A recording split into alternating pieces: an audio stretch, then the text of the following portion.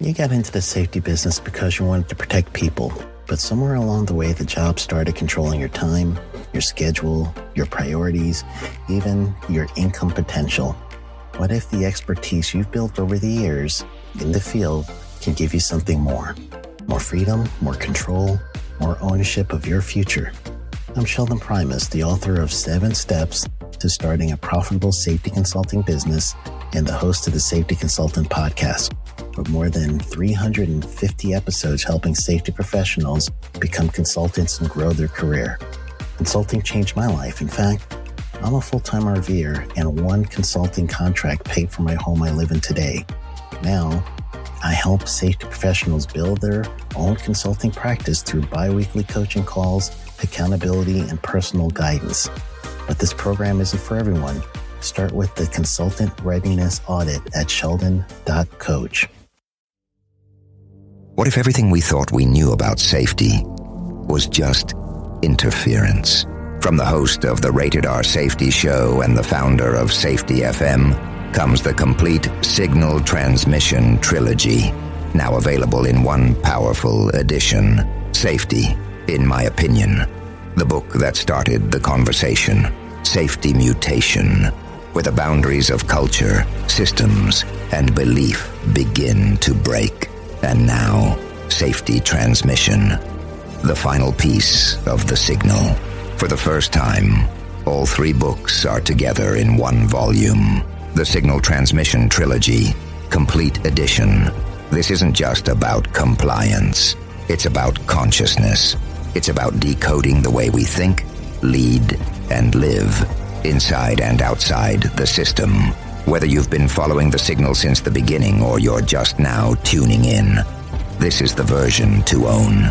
Search Signal Trilogy on Amazon or visit safetyfm.com to get your copy now.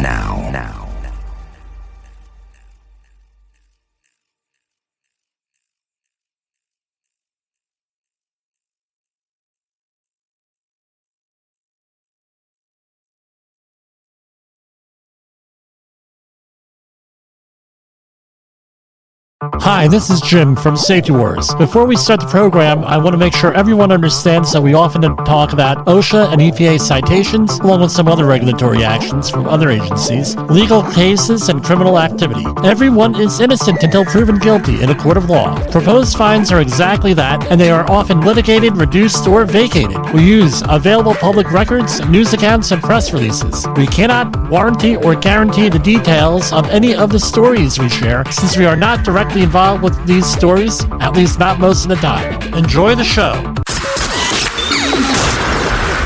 This show is brought to you by Safety FM.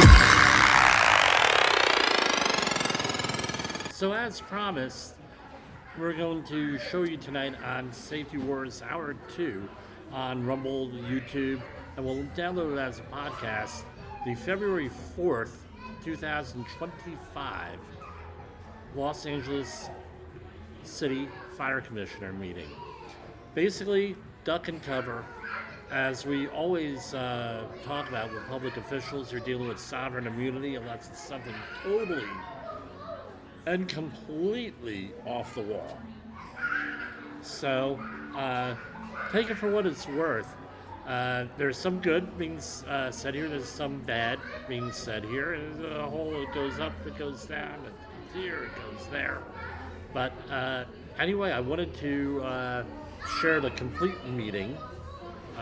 This is really the only commentary I have on it. One of our listeners sent in some stuff here. Yeah, let me share it with you. So basically, one of our listeners I want to pull this up, so this may be a little bit choppy, is duck and cover, political duck and cover. Politicians acting like politicians. As we pointed out the last time we covered this, nobody has any apparent experience in either public safety or in firefighting with this. Do we need people who are familiar with budgets and able to negotiate and all those other stuff? Yeah, we do. But to not have people who are capable of knowing what this is, right? We have learning teams in safety where we try to learn what's going on and learn the job before we put things into context and everything else out there. We have all that. This is an example of what happens when you have people in charge who don't know what's going on, and this happens all the time in public discourse and dealing with politicians. You get posturing, you get this, you get that, where there could be a simple solution, and guess what? There isn't one. I describe it like this. You're dealing with often attorneys, administrators, and what are they worried about? Paperwork. And it starts from a very young age. It starts in kindergarten or before that, where you get a nice sticker for a good good assignment. Then you get a grade on it later on, and before you know it, the people who are running things, they only know about paper often. So and they're very good at negotiating. Our politicians very good at negotiating. Attorneys very good at negotiating. Now that is a soft skill that not a lot of people have, is trying to negotiate things in an organization. So what ended up happening with this was duck and cover, make things sound really good, but for the people who really know, posturing. We'll see if this does more harm than good in the long run. So what could we learn from this whole situation here? And this whole situation, if you're a safety professional, you're pick a person in charge, anything like that. Find out how to do the work. Take those things seriously when someone says, I need X, Y, and Z. Because this has been a 40-year, 50-year, 60-year problem in Los Angeles City. They're, according to some of the testimony, 1/3 of where they need to be in terms of budget. The firefighters are severely undermanned. Equipment is lacking. Capacity for the water supply for fire hydrants, everything else. Now, there was another show out there today. I was listening. I'm on vacation, but we are bringing you some programs. There's another show out there that described the what's going on in Hawaii with their fires last year. And there's a lot of conspiracy theories. There's a lot of theories out there why they haven't gotten progressed in their cleanup and development.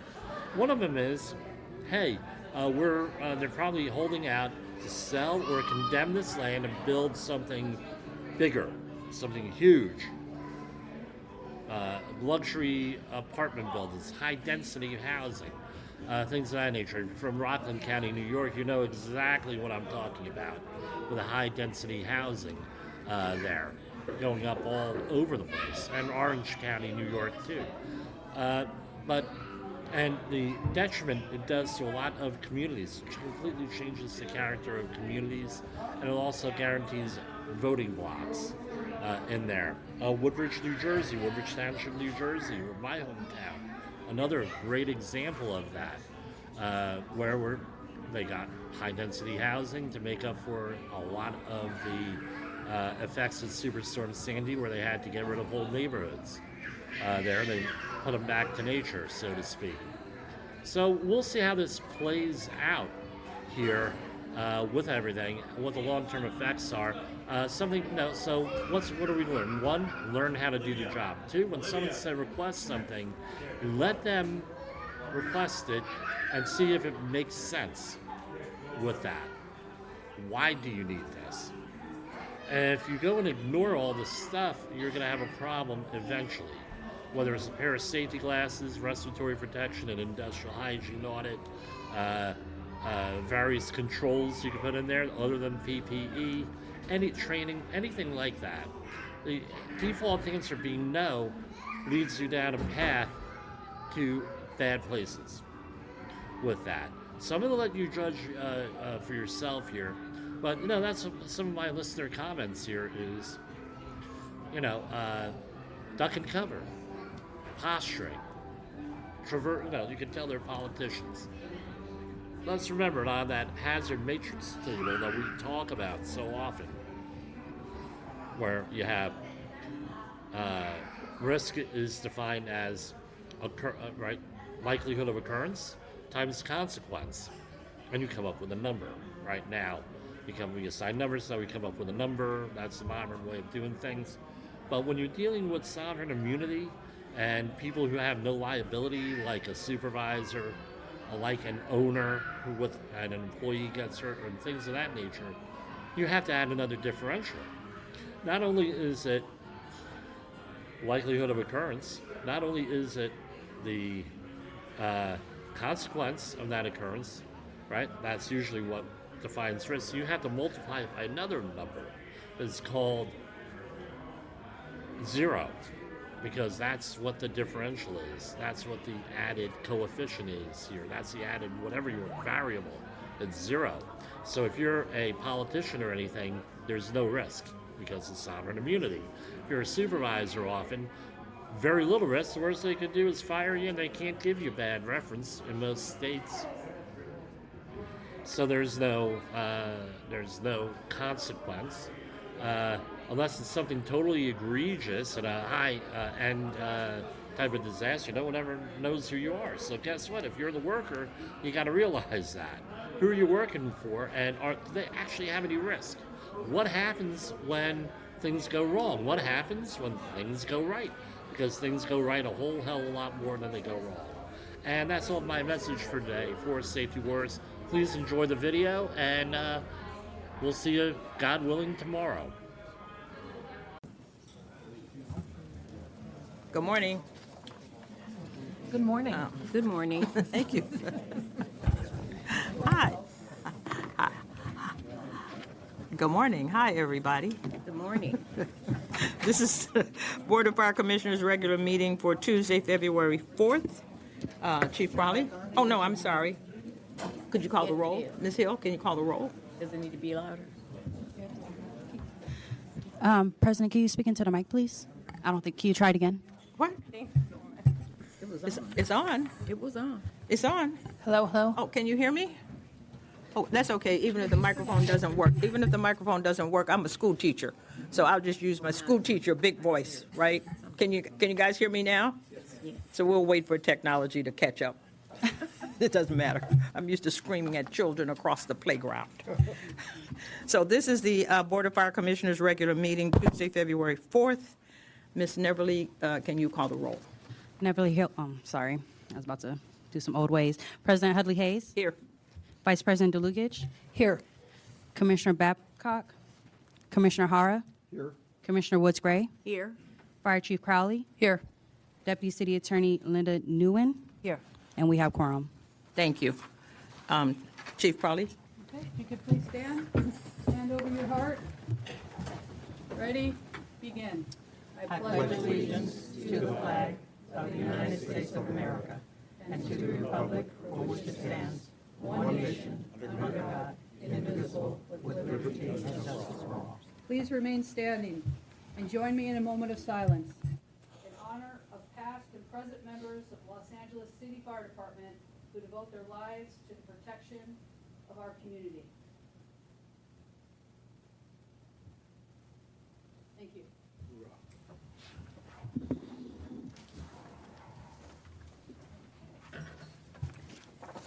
Can you still hear me? Oh, okay. We're going to go with agenda item 1, that's commission comments. Commissioners, does anybody have comments? Commissioner Woods Gray? Good morning. See, her microphone. I don't think you can hear me, though, but my mic is on. It goes in and out, huh? Maybe I need to get closer to it. Does that work better? Because usually it's not like that. But good morning, everyone. It's been a long time. So glad to see so many of you there and all of us here. First, I want to say Happy Black History Month. And let everybody know, no one can tell you what to celebrate. You celebrate what's important to you. and we will always celebrate who we are.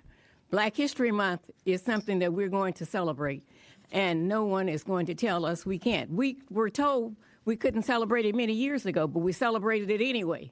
It was a day, a week, and then it became a month.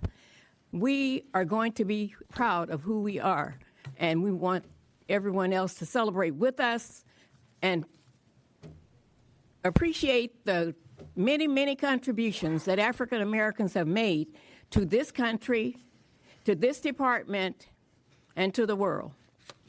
And with that, I want to thank all of those wonderful LAFD firefighters, led by Chief Crowley and her team. Thank you for all of the hard work that you did. While some people don't clearly understand everything that you did, or what was happening, and the forces of nature, I clearly understood where you were and where you were coming from. And I couldn't shout loud enough some of the things that I knew that they were saying that were not really wholly the truth. But you did an excellent job fighting the fire. A lot of homes were lost. It's just terrible looking at what I see on television. I wanted to view the site, but I said, why should I get in the way? I mean, just over there being a looky-loo. There was work to do, and I didn't need to be there. But I am extremely supportive and so saddened by the deaths and the injuries and the loss that we see in Southern California, but in particularly Los Angeles. And we have to also define Los Angeles because people are claiming, giving us territories that don't belong to us. So we must also make sure they know that we are Los Angeles and certain territories belong to us, not the whole Southern California. And I only had one request I wanted to make out of the information that came out. When we saw the blurb on television to request firefighters to report in, to tell us how quickly they could get here, I would like to know about the people who were out of town, though we've always had this discussion before. I'd like to know how many people there were out of town, how many people, what was their estimated time for arrival here, and when did they arrive? Because that is something that we've talked about before, and it's still something that we need to work on, whether it's a city charter of some kind, a change in the charter, or whatever. Somehow we need to have our emergency people close to home, and this really proved it. Before we were just talking about it because it was theoretically we could see it could happen, but it happened. So now we need to do something about it. Thank you very much again, and I appreciate all of you for all the work that you have done in the last few weeks to save the city. Thank you, Commissioner Woods Gray. Are there other comments from other commissioners?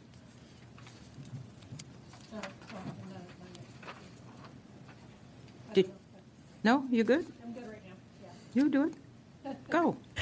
First of all, apologies for my tardiness, especially on an important day like this to be present, and glad to be here with all four of my fellow commissioners. I think it's been a long time that the five of us have sat behind this this table, which is definitely an honor to continue to be here, and looking forward to being engaged in the aftermath of everything that has to be done before we continue to point fingers in the way that it has been done over the past couple weeks.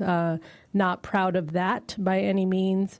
I will take responsibility as an appointed commissioner to do better, to hold accountability where it needs to be done, and that when we have these meetings, that we are here to engage in our purview, that we are able to actually be here to be able to do together as a board of commissioners and to have a more clear understanding of that path, hopefully working with the chief officers, the council, the mayor. There's a lot of us that could probably come together more often to do that work better. So just speaking on behalf of myself and no one else. And of course, this is a thankless job in all of LA City Fire and the chief and everybody that came together to do this. Thank you is not enough. Those two words don't really do the justice of what it is, because I know you'll always say that this is your job and this is what you're paid to do, and come together and whether it's defending life or defending home or defending this great city. So at least thank you. That's all for right now. Thank you. Commissioner DeLucich? Yes, I just want to add my voice to appreciation for all of our firefighters and everybody in the fire department. I know it was really especially hard and frustrating for everybody to not be able to do more during those first horrible hours. And I got lots of messages from support from all over the country and gratitude to our fire department and our chief and our city. So I agree that the words thank you don't convey nearly enough, but I am deeply grateful for all that you all do every day, and especially in this particular crazy time.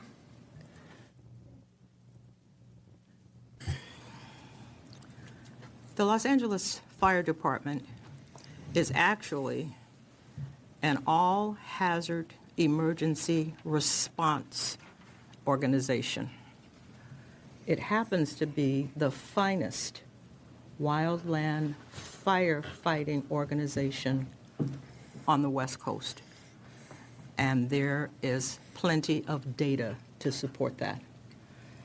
I want to make that very clear before I make my comments. This city should be overly grateful for the Los Angeles Fire Department.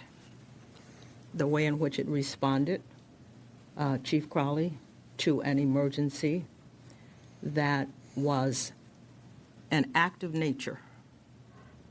Hurricane winds, 0.02 moisture we've had way back in October. So you had bone-dry brush. The topography of Los Angeles and the canyons, fire runs up. So it's pushed by hurricane winds. I want to commend the Los Angeles Fire Department for how they handled this, which was an emergency like nothing that we have ever seen. We get Santa Ana winds all the time. That's what happens. This was something that was totally, completely different. To every firefighter within the Los Angeles Fire Department, to their partners, I want to express and commend deeply that these folks put their bodies on the line, their lives, their bodies. They put their bodies on the line to make sure that the rest of us are safe. In doing that, Chief Crowley also has a responsibility to make sure that there are resources that cover the rest of a 477 square mile city. The calls don't stop because there's a wildland fire. 85% of our work is still emergency services. And so what wasn't explained in the paper carefully, while people are busy pointing fingers, when our fire chief and our mayor are trying to be focused on the emergency in front of them, is that the day-to-day safety of the city is still the responsibility of the fire chief, while she is managing that which is almost unmanageable. Okay? I see Freddie Escobar sitting in the audience, president of UFLAC. His members stepped up to the plate. Nobody had to call them and say, can you please come? Would you please do what you need to do? It's what they do all of the time. So I want to say myself, but as part of this commission, that I am commending the Los Angeles Fire Department for responding in the way that they did, from your top leadership to that person that we call boots on the ground, those men and women who are in those fire stations who responded in the way that they've always responded. I want to thank all of you. Our hearts do go out to those who have lost not just their houses, but their homes and their memories and the trauma of losing everything that is precious to you. If you live in your house for more than 5 minutes, you've got memories packed and packed and packed in your house. So our compassion, our empathy, our hearts go out. We are very hopeful that the recovery will happen quickly, not too quickly to put people in danger, but we're going to all draw together as a city. And anything that we can do, anything that we can help, find ways to volunteer. All of us should be finding ways to volunteer. All of us should be joining together to try to make sure that the recovery is smooth. But that's my comment. And my final comment is, because the Fire Commission actually does govern the fire department, the commission itself will be doing an independent audit of the Palisades fires. We will join with anybody else, but our responsibility, according to the charter, is to audit the functions of the fire department, to audit the responses of the fire department. And so, commissioners, we will be taking that on. We will be doing an independent audit so that Commissioner Woods Gray, your questions can be answered. Very good. It'll be very transparent. But as of today, I want to commend. I don't think I can say it enough. I want to commend the Los Angeles Fire Department, and I am pleased, me personally, to be a part of working with governing the fire department. Okay. Madam President, may I say once, I forgot to mention something which I really want to go back and mention, and I want to say Happy Lunar New Year to our members and to the city. We have increased our number of API in LAFD since I started a few years ago, and I'm really proud of that. So I do want to say Happy New Year. All right. That takes us to the public comment period. We're going to start with, Freddie Escobar, president of UFLAC.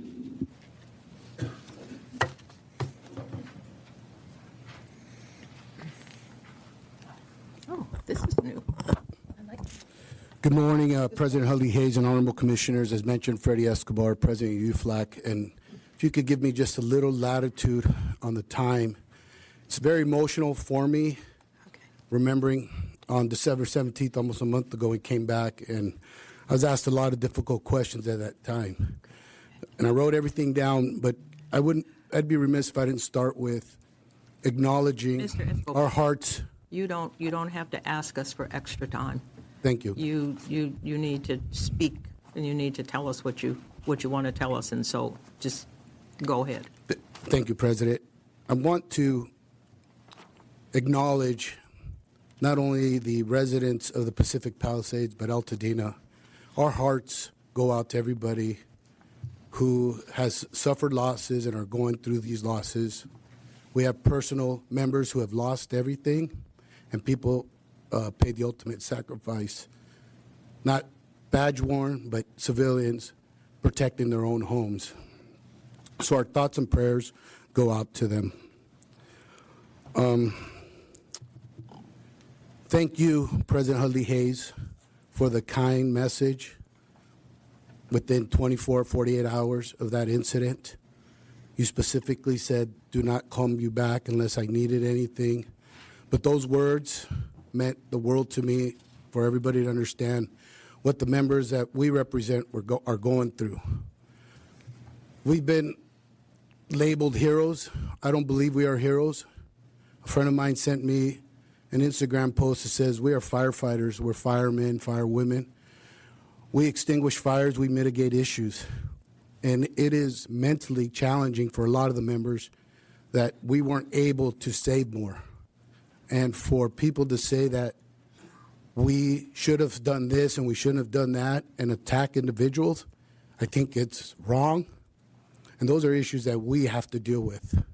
But the members we represent at UFLAC, just as you mentioned, came up, represented, and did the call that they were asked to do when they raised their right hand, not only from UFLAC, but from the Chief Officers Association, everybody that wears the badge, the patch, not only in LA City, but across the state of California, outside the state, and even into different countries that came into this disastrous. So thank you for that. I could go on forever, but I wrote down some things here to cover it and not get so emotional, so thank you very much. It's been almost a month and a half since the last Fire Commission meeting on December 17th, and it's pretty incredible to think about how much our world has changed since then. On January 7th, the Pacific Palisades broke out and eventually became the most destructive fire in Los Angeles history. At least 12 people lost their lives and nearly 7,000 structures were destroyed in this fire. This was the most destructive fire in history of Los Angeles and unlike anything we've seen before. So how did we get here? And more importantly, how do we move forward? UFLAC's been saying for years and years that the LAFD is understaffed and underfunded. These are facts. Here are some numbers that I'm hoping you will all listen to closely. The three most iconic West Coast cities are Los Angeles, San Francisco, and Seattle. All three are major urban cities dealing with homeless and drug problems, fire risk, earthquake risk, and much more. But here's the difference. The San Francisco Fire Department serves a population of 789,000 people, and their current fire department budget is $531 million. That means each San Francisco resident pays $673 per year for their fire service. The Seattle Fire Department serves a population of 760,000 people, and their current year fire department budget is $273 million. Each Seattle resident pays $359 per year for their fire service. So how about Los Angeles? The Los Angeles Fire Department serves a population of 3.8 million people, and our current year fire department budget is $837 million. That means each resident of LA City pays $220 per year for their fire service. Let me repeat myself. San Francisco Fire, $673 per year per resident. Seattle Fire, $359 per year per resident. Los Angeles City Fire, $220 per year per resident. If we paid $673 per resident like San Francisco does, our annual budget would be $2.5 billion. Yes, $2.5 billion. These are objective and indisputable facts. It's a damn shame, and excuse my language, that it took this incident, the Pacific Palisades, to finally bring attention to our grossly understaffed and underfunded fire department. UFLAC, we will continue to tell the truth and state the facts. Chief Crowley, you also told the truth. We appreciate that. We stand with you, and we have your back. You're going to hear from more board members who will discuss issues related to our staffing, cancer problems, and other issues as paychecks and much more. I'm asking you, President Hurley Hayes, to stand with us and fight for us. And the last thing I want to say, my heart goes out to every Angelino, and I'd be remiss if I didn't address this again like I did last time. I want to thank Councilwoman from the 11th District for standing with us through these difficult times. I believe she's been a monster of a leader for her district and is an excellent example of what right looks like as a council person. So Tracy Park, thank you very much for continuing standing with the Los Angeles Fire Department and with UFLAC.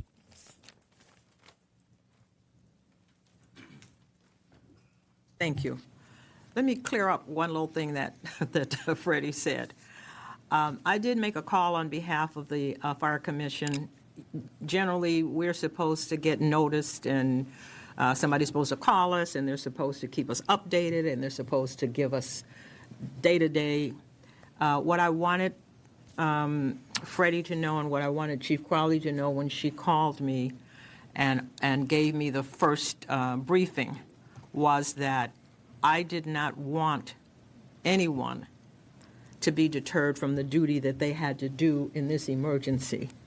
And so I asked Chief Crowley and Freddie Escobar not to worry about the commission.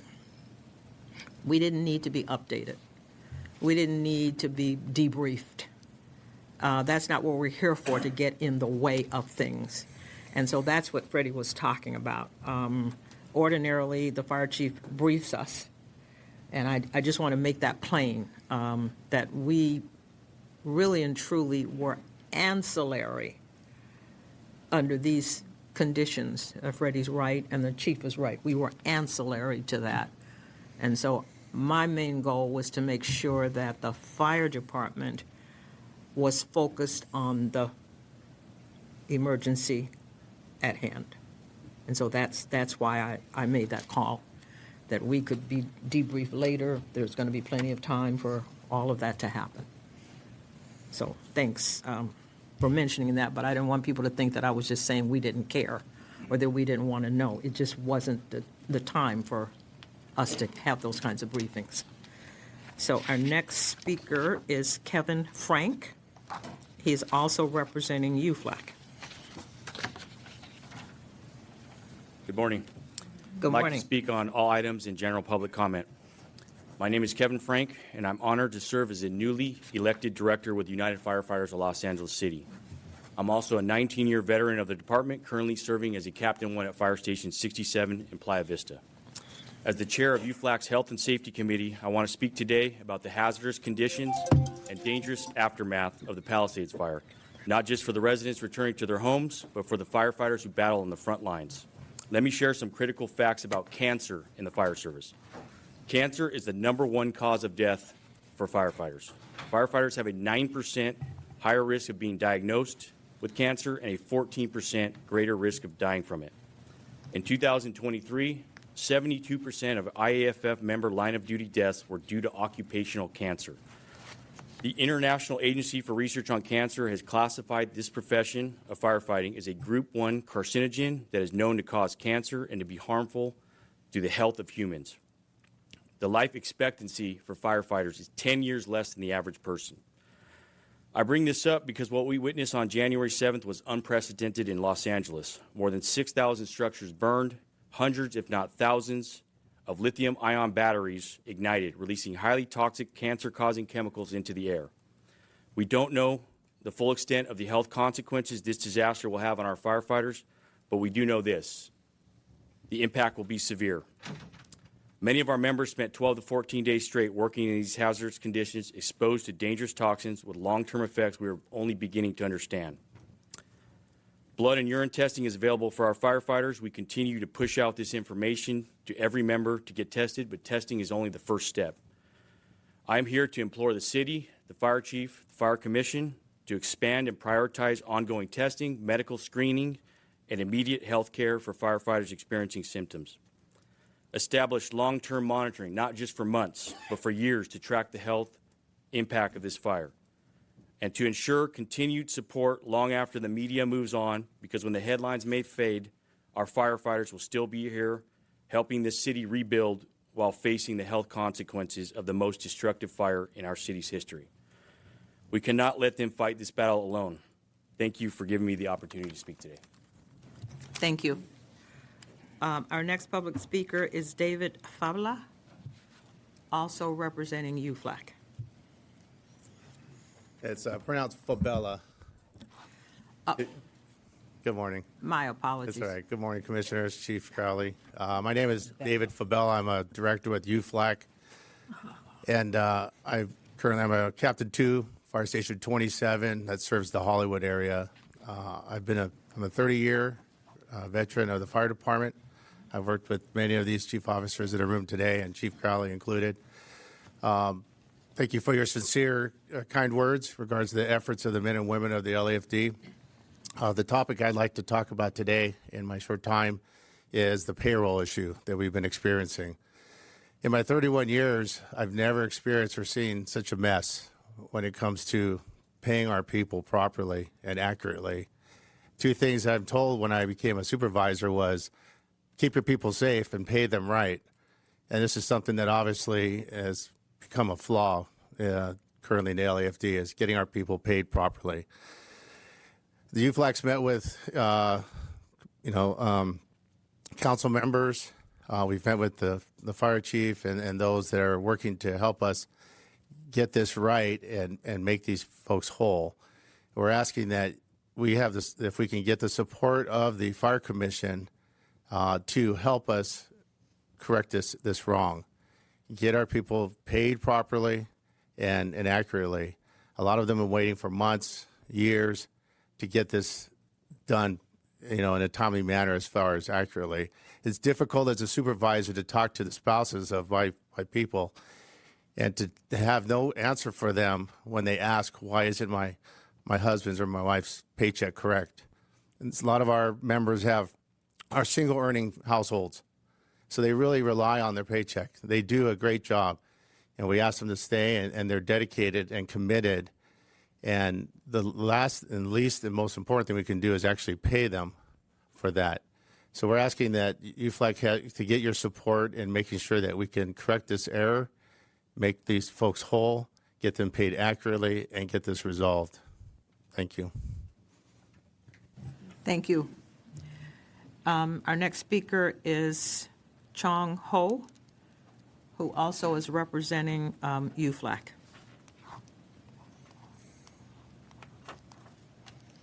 Good morning. I'm here to speak on all agenda items and also provide general public comment.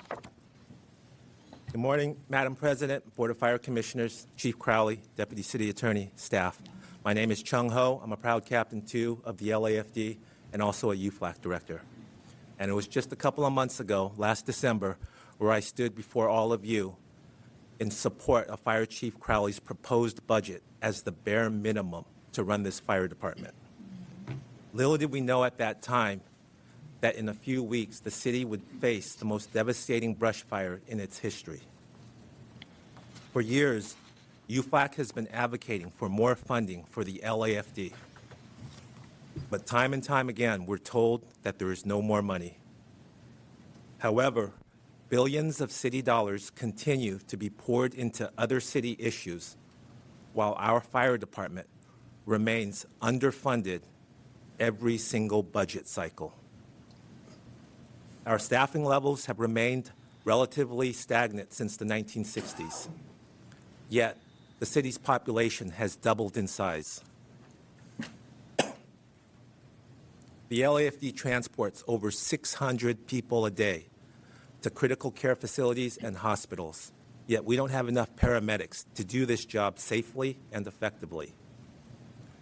We have million-dollar fire apparatus sidelined because the mechanics that are supposed to fix them were not funded. The overall conditions of so many of our fire stations are deplorable because we simply can't afford to maintain them. And all of this is not acceptable. And to be clear, this problem wasn't created by one budget cycle. It wasn't created by one administration. It's been a systematic underfunding of the LAFD for years.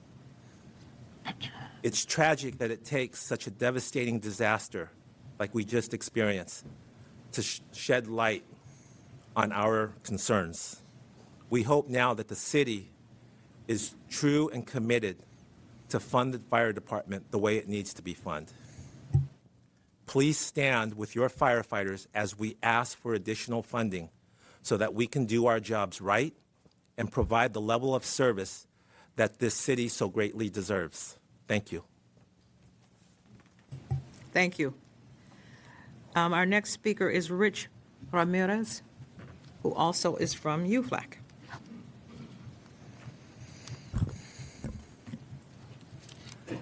Good morning, everybody. Good morning. My name is Rich Ramirez, second VP, UFLAC, Local 112, and also a firefighter paramedic for 19 years for the LAFD. I'd like to start off by saying I'm very proud to call myself a firefighter for the LAFD, and I'm proud to serve next to the brothers and sisters that I represent, UFLAC. I want to start off by saying that the December Fire Commission meeting, the standards of cover report findings were discussed, and those findings are worth repeating today. Since 1960, our population has grown by 1.4 million people, and yet we have 6 fewer fire stations in the city of Los Angeles. In 2023, we responded to 5 times the number of calls since 1969, with fewer fire stations and the same number of firefighters. The national staffing average for densely populated cities is 1.5 to 1.8 firefighters per 1,000 people, but the LFD has 0.9 firefighters, half of the nation average. All of this makes the LAFD the most understaffed fire department in the nation. For these reasons, UFLAC fully supports the standard of coverage report findings. We need to add an additional 62 fire stations, add hundreds of new firefighters and paramedics, and dozens of new dispatchers with new battalions. Now more than ever, there should be no doubt in anyone's mind that our fire department needs to be substantially funded and upgraded. Resources matter. We need trucks, engines, firefighters, mechanics, and those personnel that help us get our day-to-day operations done. If this wasn't the case, we wouldn't have seen more than 5,000 total firefighters at the Palisades fire alone in seconds and third weeks of the fire, but most of those resources came from outside of the city. The men and women of our department risk their lives to protect the people and property of our city, but they can only do so with what they're provided with. UFLAC has been advocating for years about the lack of funding of our department. The number one job of any city is to keep the residents safe. So the firefighters, to us firefighters, it's upsetting when LAFD positions and resources are cut, both civilian and sworn. Let's do what's right and stop cutting corners. The only way to move forward now is with the bond measures, so we can finally fund the fire department the way it should be. And whether we go through council or go straight to the voters to get the signatures to put it on the ballot, we know that this needs to get done. The residents of LA have suffered enough, and city leaders must have the courage to make the real lasting change moving forward. I also want to say thank you, Chief Crowley, for speaking what we call the boots on the ground. I've been saying for years, so thank you. Appreciate you. Thank you. That brings us to Councilwoman Tracy Park. And to those who are not in the room, and to those of you that are in the room, Councilwoman, we're going to suspend the 3-minute time limit so that you can share with us fully. Thank you. You're welcome. Thank you so much, President Headley Hayes and all of the honorable commissioners. Thank you to Freddie, Kevin, David, Chung, and Rich, and Chief Crowley for being at my side these last awful 28 days.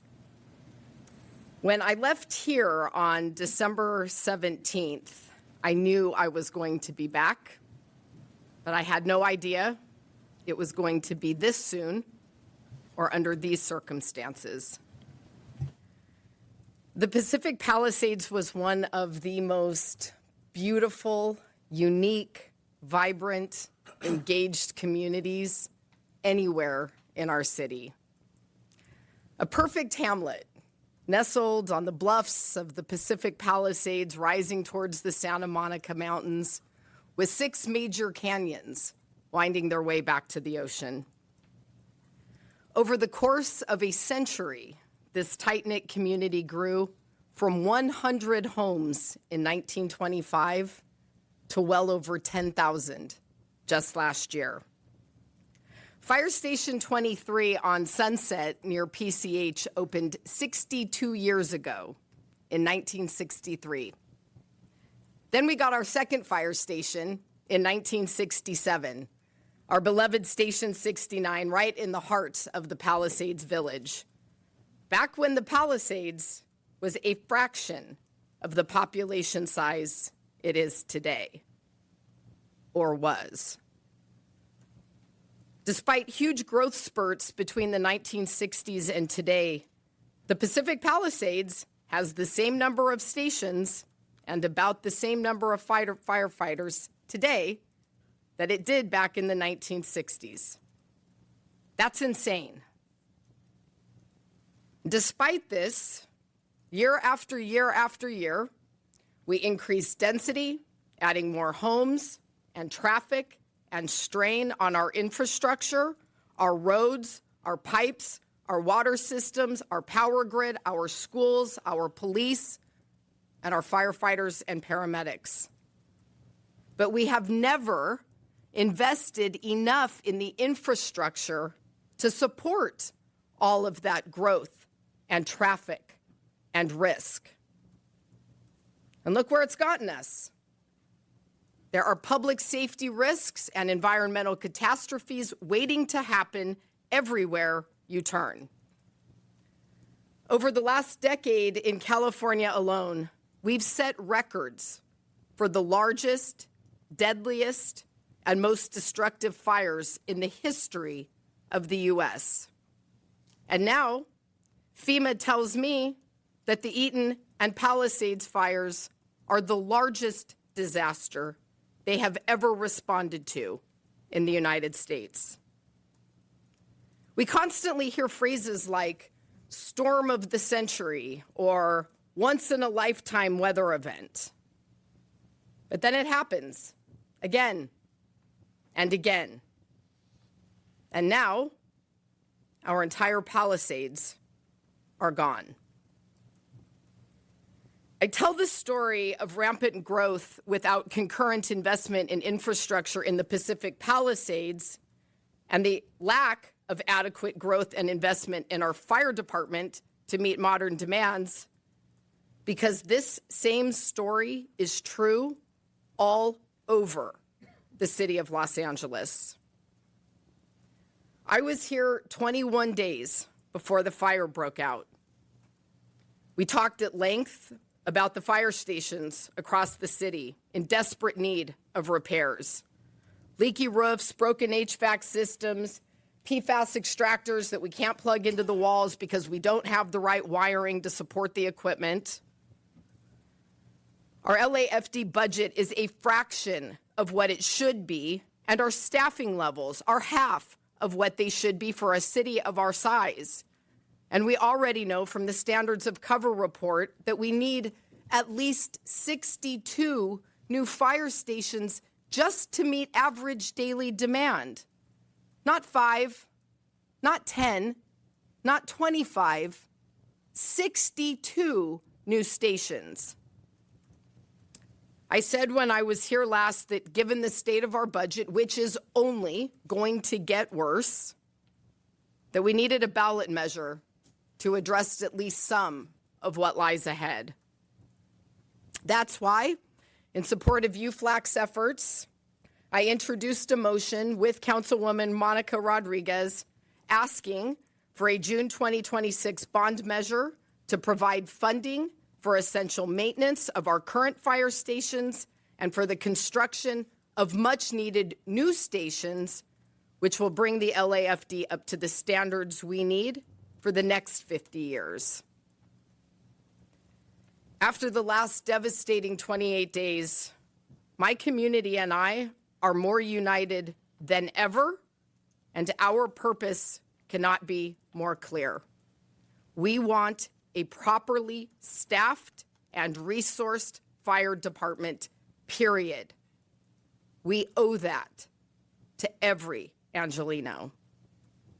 I thank you all in advance for your continued collaboration and support of these efforts, and I know that we have a lot to talk about in the weeks and the months ahead, but I want you to know that I am here to support you and the work that you do in every way that I can. Thank you again for your time this morning. Thank you, Councilmember Park. Our next speaker is Paul. Wow. Scrivano. We're going to try for Scrivano. Is that it? Scrivano. Okay. Yes, my name's Paul Scrivano. I'm a citizen and business owner in Los Angeles. And I've been in this room about 25 times in the past 2 years as I watched firefighter after firefighter get fired for the vaccine mandate. BOR hearings where Advocate Baham and Advocate Wilcox berated, humiliated firefighters as they sat right in that chair, and eventually they were convicted and fired. On Matt Mamone's termination day, Chief Werfel sat in your chair, President Hudley Hayes, and demanded Engineer Mamone strip his uniform off after he was terminated and leave the room in his underwear. That's how disgraceful it was in here. So my statement is you don't need a whole bunch more stations and you don't need a whole bunch more firemen. You need to respect the firefighters that you have in the department.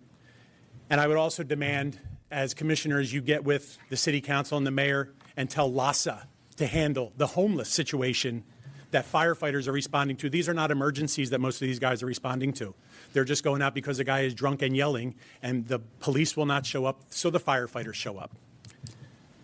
This is also the first time I'm in the same room with Chief Crowley since May 14, 2022, when she handed me this plaque as honorary chief after long time fundraising and being friends with the fire department. She shook my hand, she took pictures with me, she handed me the plaque, and then made the mistake of handing me a microphone so I could make a speech. And in that speech, I stated the truth about what's happening out on the streets. And after 4 minutes of making that speech, Chief Crowley had her 6'8" PIO, Eric Scott, pull my mic and kick me out of the station and told me never to return to fire department property, if you remember correctly. And then you walked out of Fire Service Day. You also last week or the week before told CBS News that, well, first you told Gigi Graciette, as fire commissioner, as fire chief, you didn't know where the water came from. And that when you open up a hydrant, you expect water to come out of that hydrant. A fire chief and a past fire marshal doesn't expect water to come out of a fire hydrant. You ensure that water comes out of that fire hydrant through inspections as the fire marshal, through inspections, and through communication with DWP on the health of those fire hydrants. And those fire hydrants ran empty. You lied to the public when you said there was full pre-deployment. There was not full pre-deployment. I don't communicate with a lot of these guys. I communicate with a lot of those guys out on the street. And they told me there was less than 10% pre-deployment. So you lied to the public. You lied to me when you said there was pre-deployment. For these reasons, I'm going to ask Chief Crowley to resign today. Okay. I'm resigning as honorary chief. You can have this back. I don't want it anymore. We'll take it back, but your 3 minutes are. Thank you. I'm just saying the sight of this disgusts me. Okay. And to have a chief like this in our Thank you, city. sir. That is time. Thank you, but your time is up. Thank you. Our next public comment is from Bike Guy.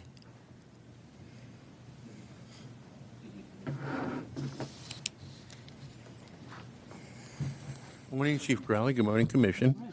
I have an idea that might save the department some money. Excuse me. I couldn't find my full blue jumpsuit, so I went halfway. This is to encourage, again, single-function RA personnel. The pay is different, retirement's different. You save a lot of money that way, okay? Second thing, we just took delivery, I think, a year ago of the new helmets. I think they're Carnes Brothers. Anyhow, they changed red for captain. Okay, what I'm going to suggest, in 3 years, when the time is up to reorder, rather than order a whole bunch of new red ones for the captains, take half the good ones, save the good ones, and replace the ones that need replacing with orange, meaning we could make truckies or Captain 2s with a red helmet, Captain 1 on the engine with an orange helmet to designate, because they used to have on the side of the helmet red was a truckie, and blue was an engine, and green was something special. It's for identification purposes, and that's my thing. Oh, and if anybody ever comes across any old Nomex denim, throw them my way for my collection. Thank you, guys. Thank you. Ms. Hill, do we have any other public comment cards that came in late? No, we do not. Okay, thank you. I want to make something perfectly clear before we move on to agenda item 3. I don't think anybody on the Fire Commission disputes the fact that we need more funding. What? Oh, she sneezed. I was just blessing. I'm wishing her good health. What? Commissioner Woodspray sneezed. Gesundheit. Sorry. I want to make something perfectly clear. The Fire Commission has always stood with Chief Crowley, with UFLAC, about the fact that the fire department is underfunded. There's no question about that. But here's what I want to clear up. This didn't start with one administration. And so I want to make that very clear. The administration that's in power is the administration, unfortunately, that wears stuff. I was on the Fire Commission 10 years ago, and we still had the problem of being underfunded. So while I am going to join with UFLAC, with the Chief Officers Association, with Chief Crowley, with my colleagues, to continue to beat the drum that we need to be fully funded, that is not something that can happen overnight. It's going to take everybody. It's going to take the mayor. It's going to take the city council, who also has a responsibility in shaping the budget. It is going to take Chief Crowley to continue to stand up. But I would be remiss if I didn't say to you that this is a long-standing problem. I was on the commission 10 years ago. I was the president of the commission for 6 of those years. And we had these same conversations that we're having right now.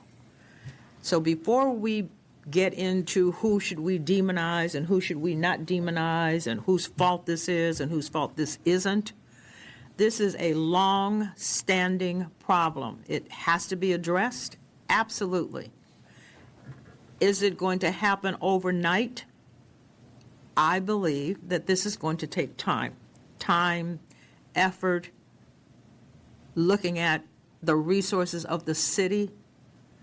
Do we need to have a conversation that reshapes our friends on the council, that reshapes the mayor's budget? Yes, we should continue to have those conversations. But I don't want anybody in this room or listening to this commission meeting to believe that this is something that can be laid at any one administration's doorstep. We simply have to continue to talk about this.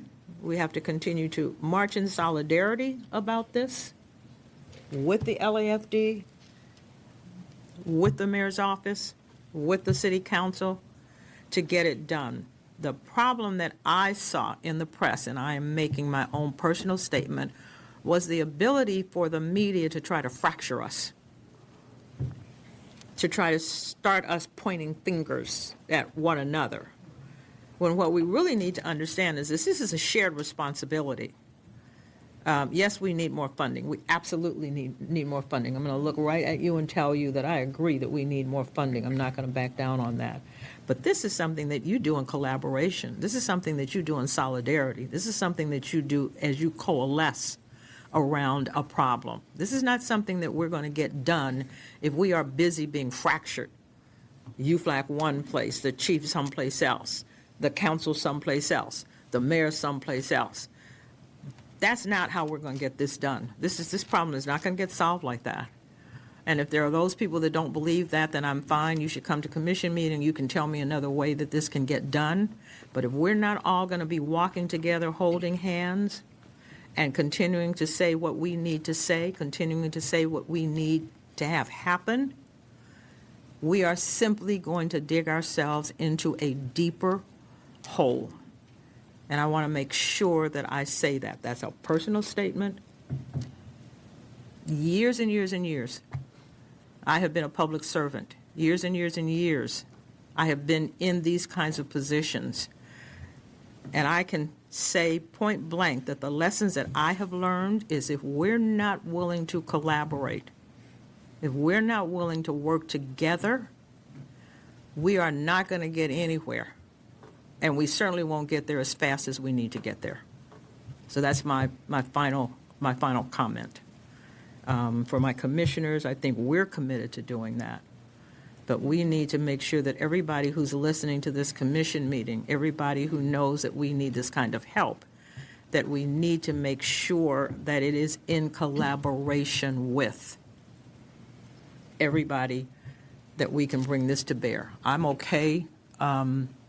Escobar, for a bond measure. I'm okay for all of that. But as you well know, if we're going to do anything about a bond measure, everybody has to be in the game. Everybody has to put skin in the game if we want to get that to happen. So that's my final request and ask, is that we need to be walking in lockstep, because that's actually how you get things done. That's how democracy works. And I think we still are a democracy. I think we still are. Okay. So we're now to item 3. That's the report of the fire chief. All right. Thank you, ma'am.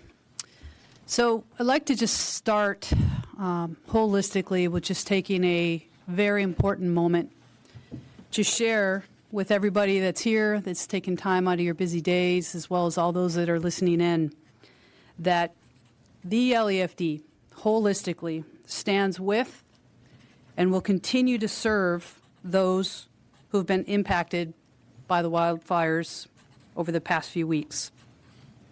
Our hearts, our thoughts, our prayers are with all of our communities that have lost their loved ones, their homes, their communities, and their businesses. When I talk about our members, our LEFD as a whole, and we've said this together, both UFLAC, Chief Officers Association, everybody that's part of our organization, hold your heads up high. The amount of support, sacrifice, dedication to the mission was so evident over the past few weeks. And I tell you, we are 100% going to continue to serve our communities to our greatest effort so that we can meet our mission.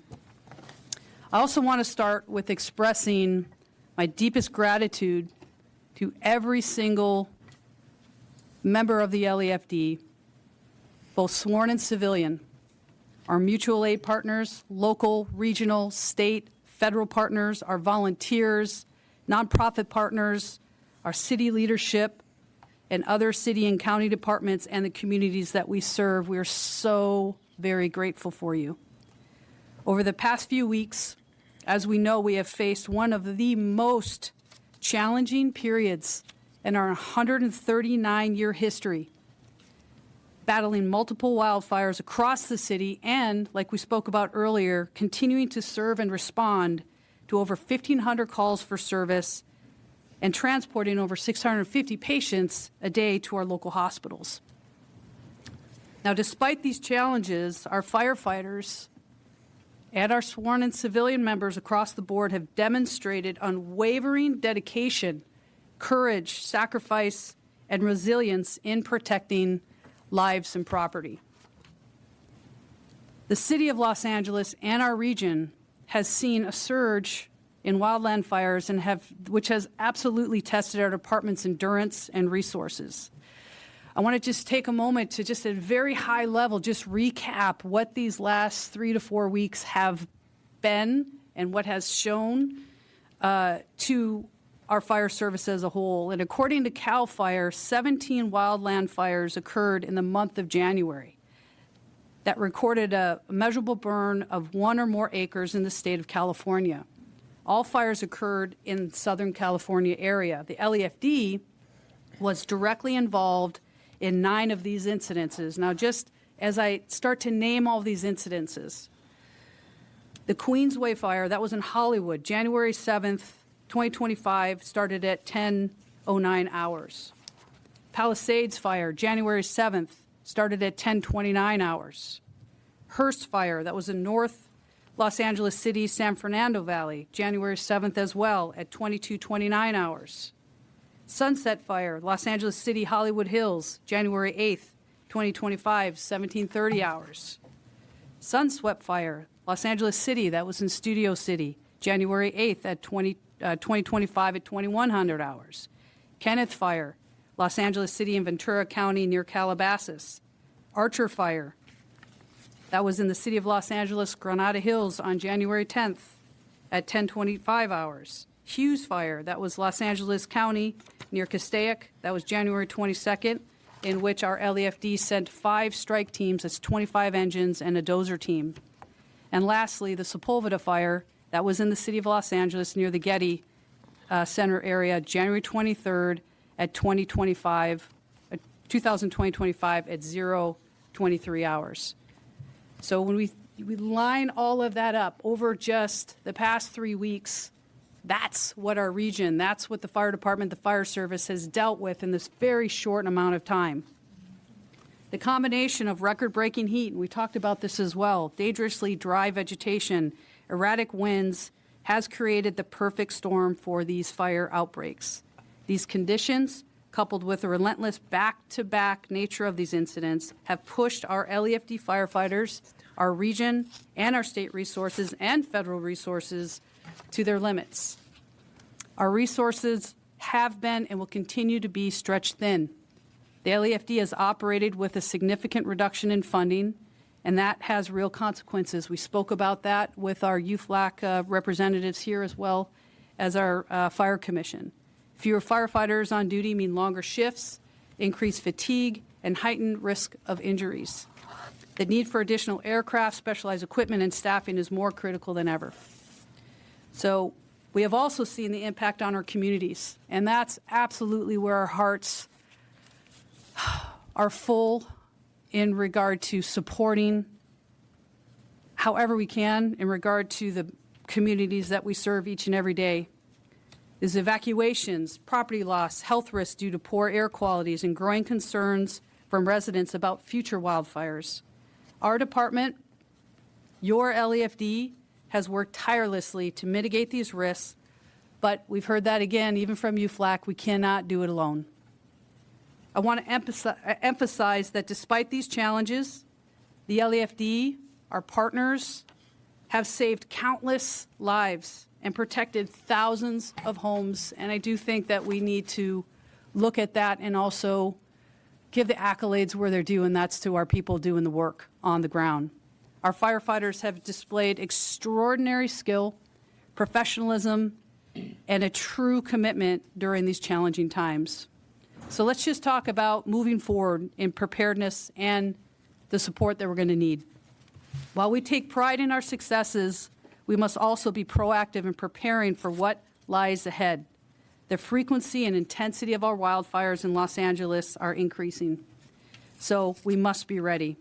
So to that end, and I agree with you, President Hudley Hayes, that we will continue to work closely with you, with Mayor Bass, with city leadership, with labor, because we know what we need to do and how we need to build out the fire service as a whole.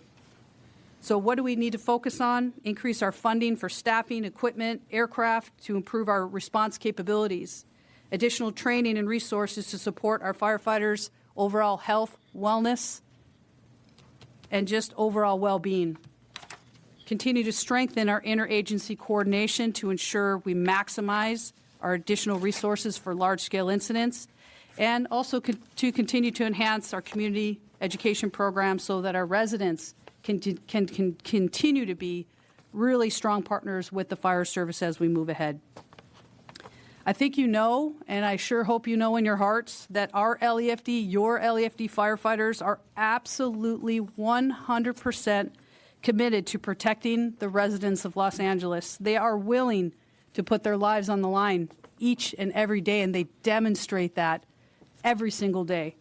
But in order for us to continue to do this effectively, we need the full support of our commission, and I believe we've got it. Continue to work with city leadership and build out the LEFD to where we need to be. Let us work together to ensure that your LEFD is properly equipped, funded, and staffed to meet the growing wildland threat, as well as every single day 911 calls for service. We know what we need to go, and we know how to get there. The safety of our residents and our firefighters depend on it. I want to take a moment just to thank all of you for doing what you do and supporting the LAFD. For everybody that's here, our partnerships that we've got with our labor organizations, city leadership, across the region, state, and all the way up to the federal level. And to the firefighters, our firefighters, your firefighters of the LAFD, who continue to answer the call day in and day out. Each one of us should be, I know I certainly am, absolutely inspired by what you do every day, and your work and dedication does not go unnoticed. To the residents of Los Angeles, know that your LAFD will always stand ready to serve you. Thank you. Thank you. We are now going to have 3B. It's the oral report by the Department on significant incidents and activities for the period of December 18th through February 3rd. And we have Chief Flegel. Good morning. Good morning, ma'am, again, and good morning, Council, Chief Crowley, Everly, welcome, City Attorney, and honored guests. My name is Philip Flegel. I'm a Deputy Chief assigned to Operations West Bureau. I'd like to tell you a little bit of information about the Palisades fire that occurred on January 7th. At 10:30 a.m., Los Angeles firefighters and LA City paramedics responded to reported brush fire in the 1100 block of North Pedro Drive, which is located in Fire Stations 23's district and CD 11. First responders and resources identified developing smoke column and estimated 30 to 40 mile per hour winds, and requested additional resources, both ground and aerial resources, to combat the fire. The 1st Battalion Commander immediately directed on-scene resources to commence evacuation of civilians and structure defense. Water-dropping helicopters soon arrived on scene and assessed the fire was increasing in size with the potential to grow. Due to the fire's developing size, scope, multi-jurisdictional and multifunctional complexities, a unified command organization of the LAFD, LAPD, Los Angeles County Fire Department, and Los Angeles County Sheriff Department was established. A request was also generated to approve a fire management assistance grant, or FMAG, which I talked about several weeks ago. That was a grant that was approved, and a significant resource order was then requested for other specialized apparatus and resources, fixed wing resources, overhead personnel, and a California Fire Incident Type 1 management team. For the next 26 days, firefighters from all over California, Washington State, Colorado, Mexico, Canada, and even Israel battled the Palisades fire. At the fire's peak, there was 5,104 people assigned to that incident. First responders assigned to that incident. The fire's final footprint of the Palisades fire was 23,448 acres. It destroyed 6,831 structures of various size. 12 people were killed, and forced the evacuation of 24,600 people before it's fully contained on August 31st, 2025. The fire's cause is still under investigation by the Department of Justice Joint Task Force led by the Bureau of Alcohol, Tobacco, and Firearms and Explosives. Thank you for your time.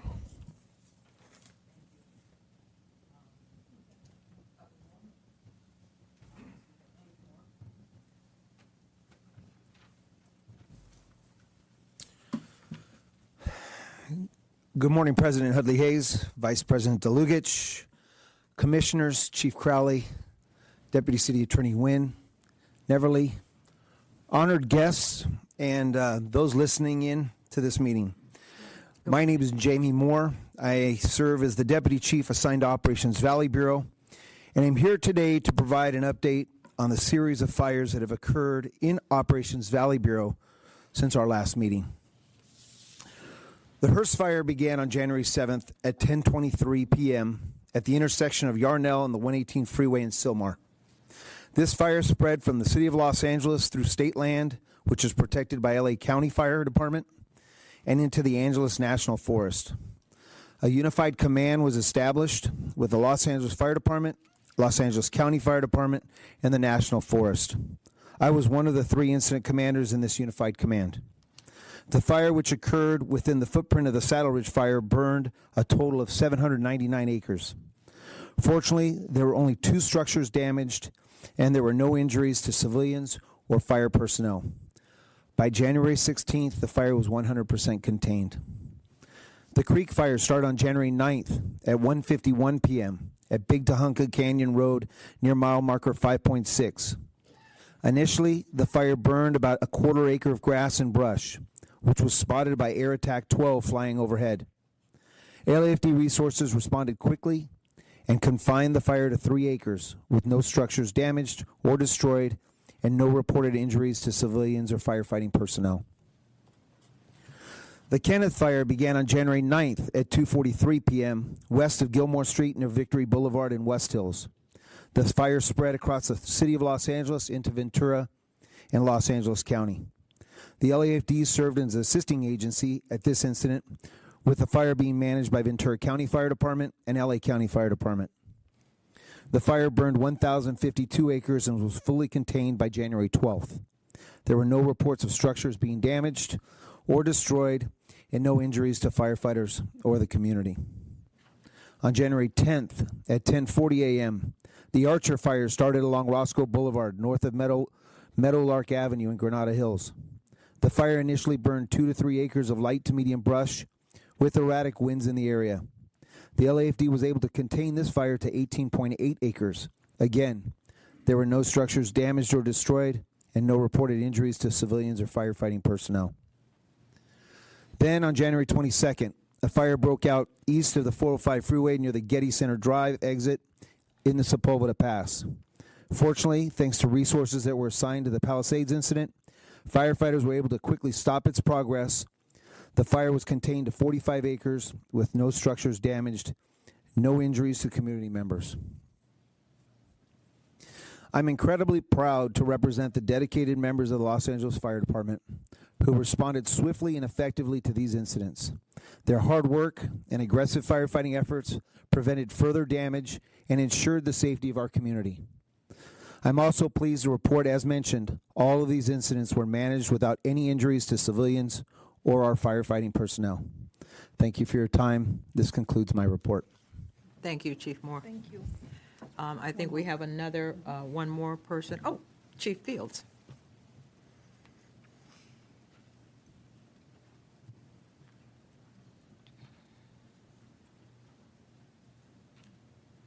Once again, good morning, Madam President, Vice President DeLukich, fellow commissioners, Madam City Attorney, and Chief Crowley. Good morning. Good morning. And again, welcome to all of our guests in the room. My name is Richard Fields. I'm a Deputy Chief assigned to Operations Central Bureau.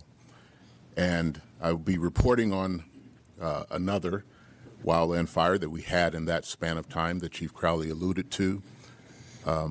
Interestingly enough, during the span of these wildfires that was listed, just in Operations Central Bureau, we still had to respond to the rest of the city.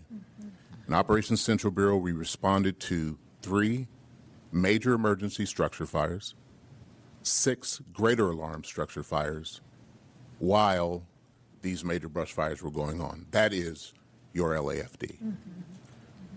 We would be remiss in recognizing, as Chief Crowley mentioned already, how stretched thin our folks are. People have the luxury of taking a break when it's time to take a break, taking the day off when it's time to take the day off. Your LAFD does not. When the bell goes off, they respond, and they do it every day, all hours of the day, sometimes with a little begrudging, and it's normal for humans to do that. But yet they still respond. This is what we're asking for support for. On January 8th, just after 5:30 p.m., LAFD resources responded to the reports of a fast-moving brush fire with immediate threat to homes and lives in the 2300 block of Solar Drive, which is located in the Runyon Canyon area of Los Angeles, just above Hollywood. This is in Fire Station 41's First Alarm District and Council District 4. The first arriving resources and command resources reported about 10 acres of brush that were being pushed by high winds. Companies were deployed to begin building containment lines, understanding how fast the winds were pushing this fire. With the anticipation was that if we didn't put resources in place, it would be at 200 acres within 20 minutes. They built containment lines to slow the fire spread and using tactical groups to protect homes immediately threatened on the south and east aspects of the fire. At the time, there were well over 300 individual homes that were threatened by this fire alone. And due to the fire's spread, with the assistance of LAPD, we evacuated all of those residents to safe shelter while we defended their homes and extinguished the fire. In scope, it took 49 engine companies, 4 hand crews, air assets from LA City and LA County, with ground assistance from LA County Fire Department and Orange County Fire Authority, 2 hours to mitigate the threats to homes, just over 3 hours to stop all forward progress of this fire, and we continued to mop up, ground patrol, and aerial patrol assess this area for the next day to extinguish or to ensure complete extinguishment. Due to the complexity of this fire, we left resources on scene for another couple of days just to make sure that there was no rekindling of those fires. Chief Crowley briefly mentioned the Sunburst fire. As with the Palisades fire, it happened just under 20 minutes after the start of the first Hollywood fire. The Sunburst fire started while we were battling the Sunset fire. And because of the proximity of resources and bringing resources not only from the valley side but from the west side, we were able to quickly divert some initial resources to the Sunburst fire, which actually was a structure fire in the very high fire severity zone. We were able to get containment lines around that, and with the assistance of our air assets, we were able to extinguish the brush around that, and then our regular ground crews were able to extinguish that structure fire, which ultimately involved 2 large structures, well over 10,000 square feet, in just under 55 minutes. Again, the actions of your LAFD are consistent, persistent, and without equal anywhere in this country. That's the end of my report, unless you have any questions. Thank you. Commissioners, we have questions? Do we have one more? Or we? Okay. Thank you, Chief Fields. We're going to now move on to the same oral report by the department, but this is going to be relative to medical emergencies for that same period, December 18th through February 3rd. We have Chief Moore. Good morning, Madam President, Commissioners, Fire Chief Crowley, Deputy City Attorney Nguyen, and Ms. Hill. I am Justin Moore. I'm the Assistant Chief detailed to the EMS Bureau, here to provide the board with information regarding significant medical incident that took place since this last commission meeting. On January 15th, 2025, at about 12:10 in the early afternoon, the LA Airport Police received a report of an unconscious woman, possible heart attack in the bathroom in one of the terminals at LAX. On arrival, the Los Angeles World Airport Police Department officers found a victim on her back in one of the bathroom stalls.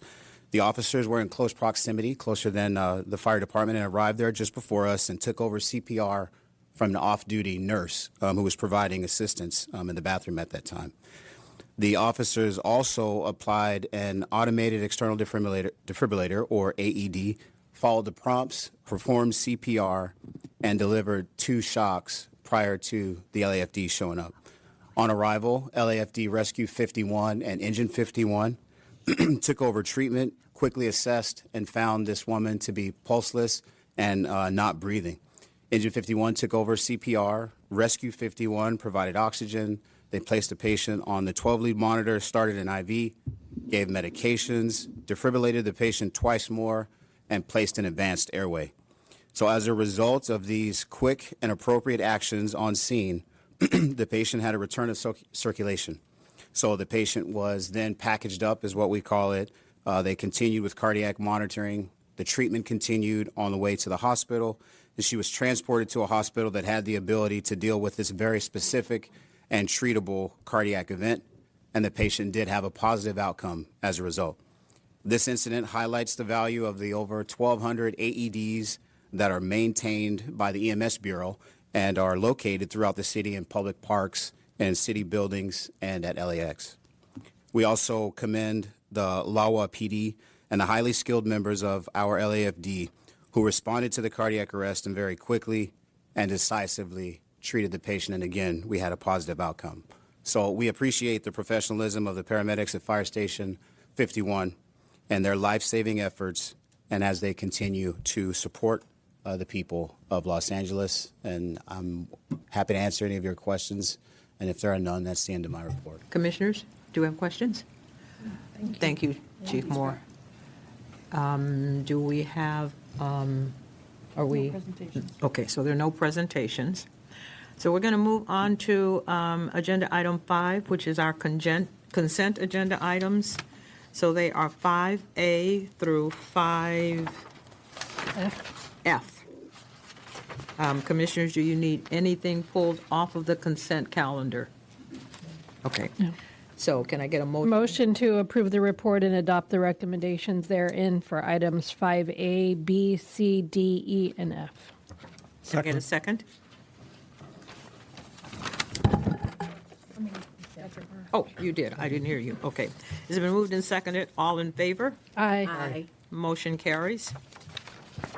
That takes us to agenda items, regular agenda item A, and that's going to be an oral report by LAFD Public Safety Risk Manager, providing a detailed description of the roles and responsibilities of that position. Good morning. Good morning. Good morning. Good morning, everyone. My name is Drew Steinberg. I am the Public Safety Risk Manager for the Fire Department. As the department's risk manager, I identify potential risk exposures, evaluate the likelihood of these risks, and then I prepare and recommend policies and procedures to mitigate or eliminate the risks. Recent examples of recommended policies and procedures are the updated Traffic Accident and Investigation Procedures Policy, including the centralized traffic accident database and the electronic evaluation system for all sworn ranks. I work closely with the City Attorney's Office on litigation matters where the fire department is a party as a defendant or as a witness. In other words, I'm a liaison. As a liaison, I work with my team to gather and provide the requested information, such as documents and witnesses, to the City Attorney's Office. Examples of documents that are provided include, but are not limited to, payroll records, personnel files, and department policies. An example of witnesses that are provided could be a person most knowledgeable about a particular incident or a particular policy. Additionally, I serve as the department's designated HIPAA Compliance and Privacy Officer. As the HIPAA Compliance and Privacy Officer is a relatively new role, my team assists me in its functions. My team is comprised of 2 units, the litigation unit and the records unit. In the litigation unit, there is 1 Captain 2 and 1 Captain 1. The Captain 2 predominantly assists on litigation matters related to employment litigation. The Captain 2 tends to assist on civil litigation matters, such as department traffic accidents or professional negligence. Both captains' positions assist with the HIPAA Compliance and Privacy Officer role.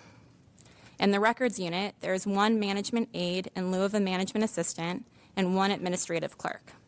These 2 individuals handle the public records requests for the department that receive related to the California Public Records Act and fire reports. This unit also handles all subpoenas for personnel appearance and the majority of subpoenas for documentation. EMS Records handles their own documentation subpoenas.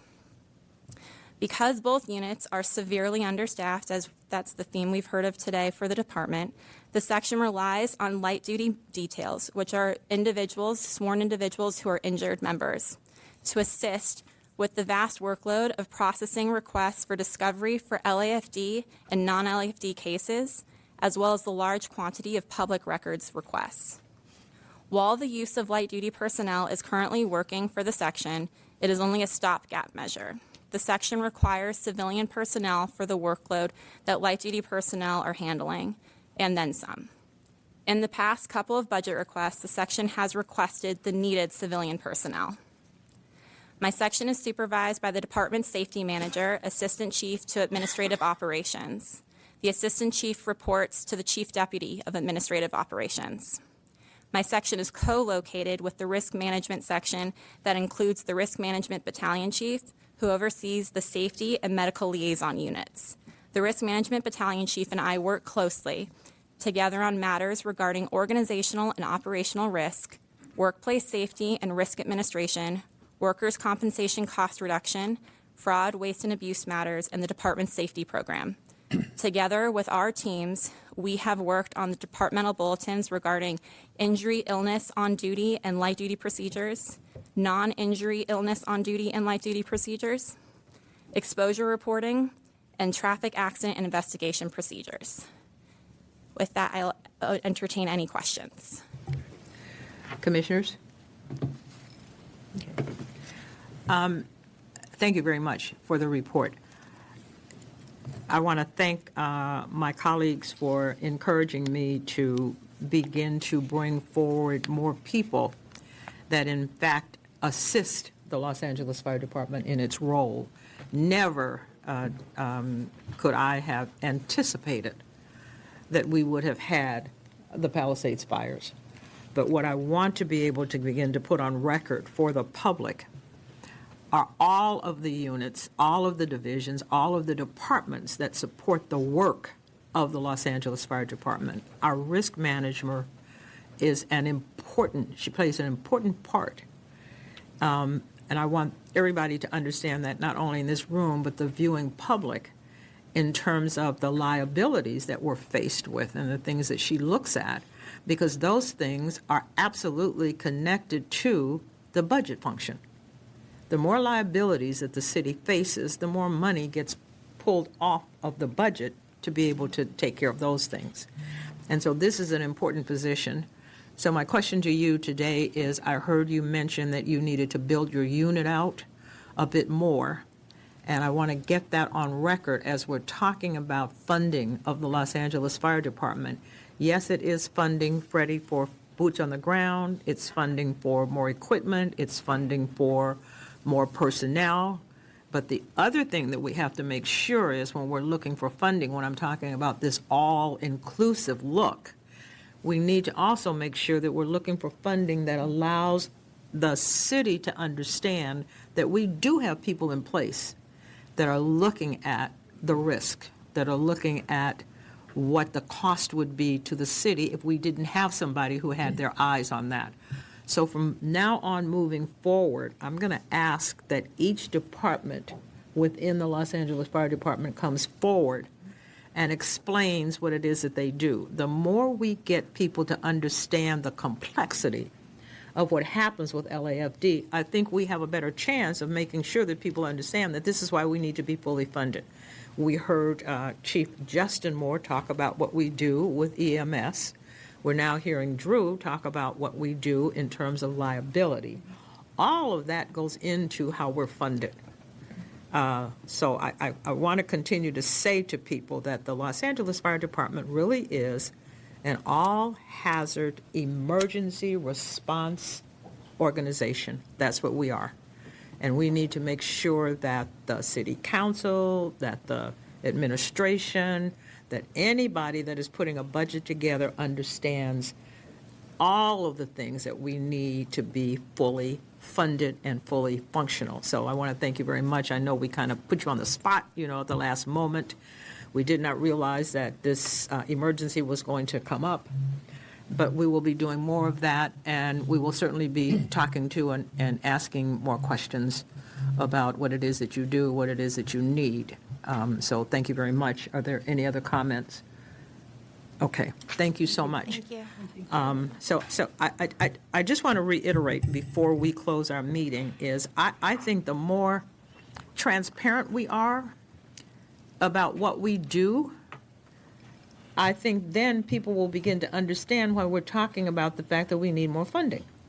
I continue to, I think I've said this at other commission meetings, I continue to believe that the city has no idea, really and truly, what the fire department does as an all-hazard emergency response organization.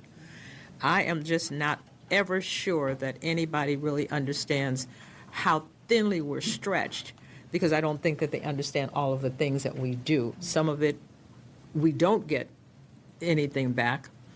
I'm always the one that can't figure out why we can't have the brush clearance money back, but I understand that we can't.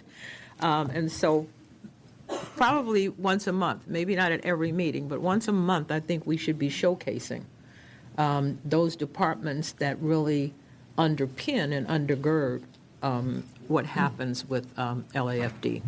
So that's just my shout out for, that's why we need more money. Okay, so I would entertain, commissioners, if there are no other comments, I would entertain a motion for adjournment. Motion to adjourn. Second. It's moved and seconded. All in favor? Aye. We're adjourned. Thank you.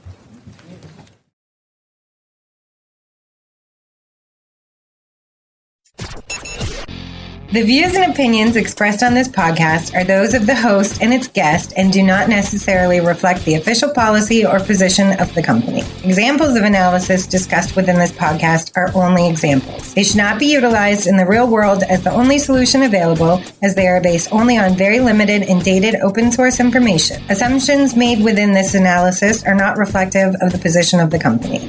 No part of this podcast may be reproduced, stored in a retrieval system, or transmitted in any form or by any means, mechanical, electronic, recording, or otherwise, without prior written permission of the creator of the podcast, Jay Allen. You got into the safety business because you wanted to protect people, but somewhere along the way, the job started controlling your time, your schedule, your priorities, even your income potential. What if the expertise you've built over the years in the field can give you something more? More freedom, more control, more ownership of your future. I'm Sheldon Primus, the author of 7 Steps to Starting a Profitable Safety Consulting Business and the host of the Safety Consultant Podcast, with more than 350 episodes helping safety professionals become consultants and grow their career. Consulting changed my life. In fact, I'm a full-time RVer, and one consulting contract paid for my home I live in today. Now, I help safety professionals build their own consulting practice through bi-weekly coaching calls, accountability, and personal guidance. But this program isn't for everyone. Start with the Consultant Readiness Audit at sheldon.coach. What if everything we thought we knew about safety was just interference? From the host of the Rated R Safety Show and the founder of Safety FM comes the complete Signal Transmission Trilogy, now available in one powerful edition. Safety, in my opinion, the book that started the conversation. Safety Mutation, where the boundaries of culture, systems, and belief begin to break. And now, Safety Transmission, the final piece of the signal.